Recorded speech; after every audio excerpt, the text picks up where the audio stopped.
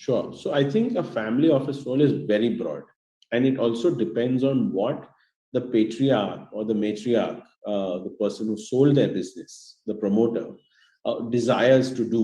So there are promoters that may have exited $1 billion business that say that, I only want to invest in a tax-free bond, for example. So they will buy a tax-free bond at 5% or 6% and sit down and they say, if I can make 600, whatever, on a 7,000 crores, if I can make 6% doing nothing and sleeping in my house and I have no risk, then frankly, they don't need a family office. Then that one accountant who can just look at the papers and monitor these different buckets is good enough.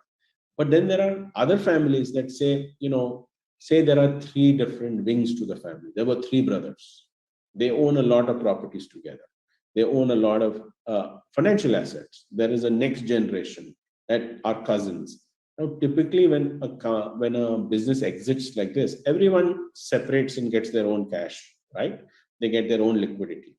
Now, they may desire different things. Somebody may want to just put tax-free bonds. Somebody who wants to say, listen, I have spent 40, 50 years of my life building this corpus.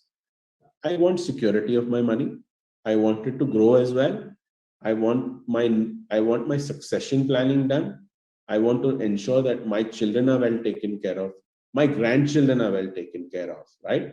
So I want beyond my lifetime, how does my family grow beyond? Right? How do they invest well? How do they live well? How do they contribute well? Philanthropic exploits, right?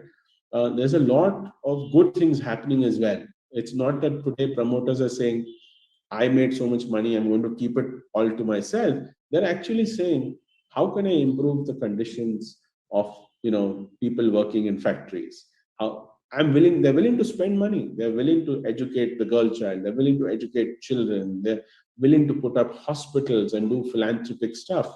So it's phenomenal. So now if you see the scale, it can really expand. In this one part of it, which is frankly the most talked about part, is always money, is the investments part. And so there's always a very strong core which says investments have to be managed. And when they are managed, you look at three different things. You look at returns, you look at risk, and you look at liquidity. You have to invest with that horizon, right? Because you can sometimes have a great return, but the money is locked in for 10 years. What are you going to do? So as the head, you have to kind of figure out, how do I make a portfolio that is looking at these three aspects? So it can be a very simple setup or it can be a very complicated setup.